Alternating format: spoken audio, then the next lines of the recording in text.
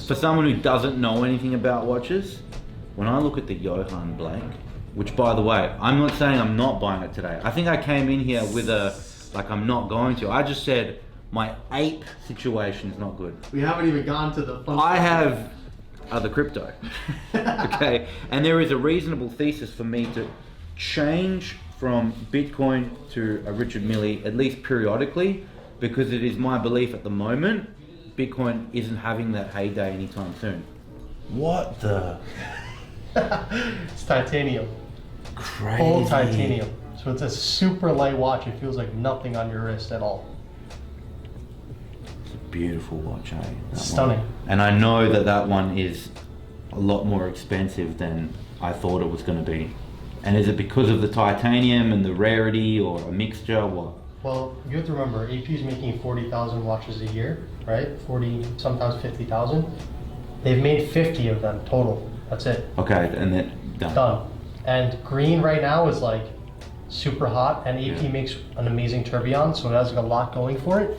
Green this year especially did incredibly. So, okay, let's take a little walk down, not memory lane, but Richard Mille lane. So, Richard Mille, starting off, your options for lower end Richard Mille is going to be something like an RM10. I'm going to completely erase this from your memory right now, or even a possibility of you getting, because it is not going to fit your stature.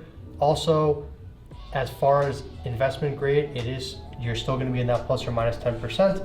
However, your upside is, I would say, a little bit more capped than if you're going to get a standard 11, which is the better route for you in this specific situation to go. And I don't like them. And you don't like it. Too plain. So moving right along, we're going to move into the RM11. RM11 is kind of like the Submariner, I would say, even though it's not even close to Submariner, but I would say even a Daytona of Richard Mille. So it's their standard flagship chronograph. This is when you start talking serious Richard Mille, you're spending over $200,000, which is, in my opinion, the real entry point for Richard Mille is around that 2 to 250 range, even though these guys are in like the 160s, but this is where it starts. Now you have variations. So you have RM11 in titanium. You have another RM11 in titanium, except this is what's called the Americas edition. So it's gonna have the rehaut that's blue, the blue crown, and it's limited of 30 pieces in the world. This is standard production. This we're not even going to consider because this is not for you. It's an RM30 in rose gold with aftermarket diamonds. This, same thing, because it is the same size as an RM10. Also, as far as price point, I think that this is just for a more advanced RM collector. RM55, Bubba Watson. Now, this is a great watch. However, this one in particular with the factory diamonds, I don't think is going to be suitable. No. Next up, we have an RM11 in Le Mans. So this is a rose gold with titanium sides, limited of 150 pieces in the world. Beautiful watch. The Yohan, which you were mentioning before, which currently is on the not so beautiful strap, which we need to change. An RM11 America's edition again. So these are the same watch, but this goes to show how much a strap can change an entire watch. Absolutely. Because this one looks like a killer, and this, although it looks beautiful, I think that the blue really accents it. We have an RM11 in carbon. So once again, to give you an idea of weight. Yeah, these are just, I mean, is it that crazy to wear this to the gym? Or is no, not at all. Because I would. I mean, if anything, I would say this is better to wear to the gym just because the size. When you feel this, like, it's a much lighter weight. Obviously, much bigger price point, being this is a Nadal, which is a step above an RM11. But carbon, you can definitely wear to the gym. You don't really have to think about it too much. It also is going to not show wear as much as something like the titanium or rose gold. Sure. However, if damaged, 10 times more easier to repair than this. This is going to be getting recased. Oh shit. If you drop it or really like smash the barbell on it or something, like that's going to be getting recased. And a recase costs in the neighborhood of? Ooh, 30,000. So man, yeah, that you want to watch out for. I am a watch dropper. I will say this, I have seen probably, in my life, I've maybe sold, I don't know, 400 or 500 RMs, maybe more. I think probably in that neighborhood, 400 or 500 RMs. I've never had someone ever had to recase their watch, ever. Like, and I've seen people from all walks of life. However, I have seen people that have gone in the water with their RM and had to get a new case because when they start doing the movement, they just say, essentially, we're gonna give you a whole new watch. Now, so don't be afraid of that. Titanium and rose gold is easier to repair on a day-to-day basis. If you get a scratch or whatever, as you know, our friend, he's gotten quite a few nicks on his watches that I I mean, that guy's crazy, man. He'll take his Richard Mille out when he can't even remember the night. Dude, man. They are a little bit easier to repair, but another cool thing is that there is different types of carbon. So like here, if you would let me remove this one so you can look at these two side by sides. So these are both carbon, but we're gonna have the matte finish here, and then we're gonna have a gloss finish on this one. So two different styles of watches. I love the matte finish. Like, Very nice, I love right? it. It's very, very nice. I don't have it anymore, but the dream was always to have the Richard Mille, this style, as I said, matte finish with the blue matching strap to my blue Urus.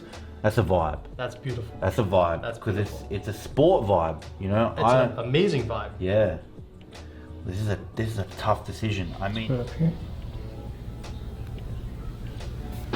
now we're talking. ooh, Now we're talking. it's Now you can take it to one step above this as well by changing this crown to red, which I have the crown, okay. which will add a little bit of complexity to the watch. You know, wearing a Richard Mille, I don't know if it's partially because of that brand or is it just, it's a very masculine watch, It is. isn't it? And you know what the coolest part is? Like, you know how you were explaining before that there's only certain people that have apes and they like to show them off? The amount of, so when you meet another guy wearing an RM, you are literally at about a 90-10 split, right? 99 times out of 10, it's gonna be a guy that you wanna talk to. Successful, smart businessman, knows what's going on, has connections. Even if you got it at the boutique, he still has connections somewhere, right? The other guy is the guy that just says, I need to have a Richard Mille because whatever, I'm a freaking rapper, I'm whatever it is. They won't know shit, they won't even know what model it is or anything. They'll have no idea what's going on at all. But those 9 guys that you meet, it's like, I swear I've never met a guy, first off, sorry, part of that is also watch dealers. So a lot of watch dealers will wear them.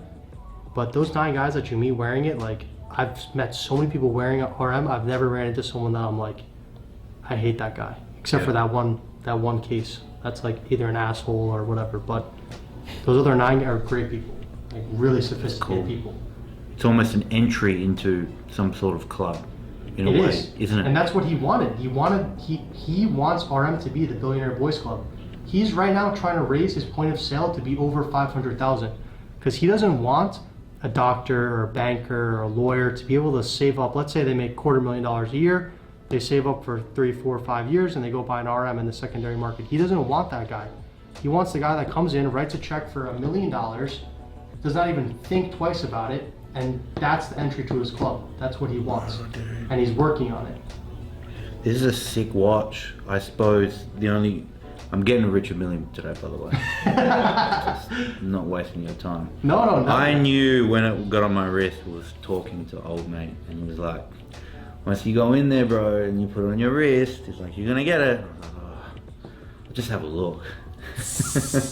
Like, it's bad. It's different. It's like when it's on your wrist and you're about to buy it, and you've been thinking about it for years, and in your circle, and it's like a dream in where I'm from in Perth to have a watch like this, and it's on. It's like, it's crazy.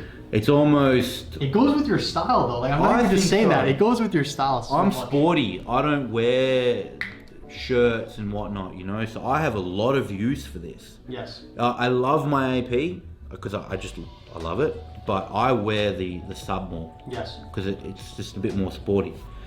This thing doesn't get much wear, but man, I'll be wearing this Richard Mille all the time. Congratulations. Amazing piece. Thank you, sir. I'm really excited for you, and it's always a pleasure. Leaving like a true new Miami guy now with the chain and the Richard on, ready to roll. Let me show you to do this. Yes, please. This is a little bit, I wouldn't say complicated, but I think we had to go down one more if I remember. So, this is just a magnet. Yep. And always this side folds in first, you'll know because of this. So you fold it down, and then you fold this side down. I want you to try it for yourself though. So fold that, let's start from scratch here. So the magnet first. Both sides are magnets. Okay. Fold it down. Same thing on this side. Is it too tight this time? I think possibly, yeah. So look. I think a little tight, a little tight. Let's try again. Okay. So here, just pinching my skin. A little bit. Just gotta let it loose a little bit. And then, now, this, how is it, is it fitting okay? It's fitting good. So I think it's fitting good. What do you So think? now, I think it fits perfect because you have a little bit of give, which is nice. Now this is the tricky part. So you have to put the little tongue under here, which you're always gonna use your other hands to like hold it and slide it underneath. It becomes like second nature after a while. Like you feel the magnet at the point where it's about to flip over. Wow. Damn. Now that's what we're talking about. That's serious. All right. It's time. Time for me to Are we ready for this? walk the talk. I was gonna say if you don't feel confident doing it, but I think you're confident. Let's give it a crack anyway, eh? Like, how did you get this? Bought it from Louis V. Oh, you can buy them. Okay. Well, I think there was only 30 or something like that. I don't know exactly.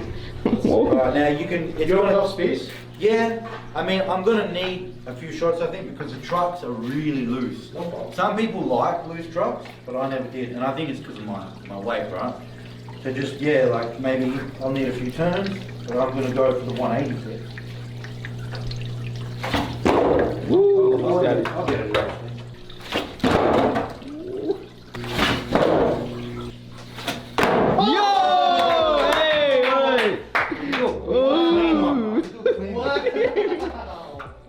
Yo! Oh my god! Oh, he's hitting it. He's hitting them now. Holy shit, that's ridiculous. We got it! Do we get enough? We got it! 100%. Not very clean. Not very clean. But I'm gassed, bro. That was crazy. Yeah. You killed it. That's insane. So, Louis Vuitton skateboard kickflip. Made it happen. Well, actually, 180 flip. Sorry. Didn't mean to disrespect the 180 flip for all those skaters out there.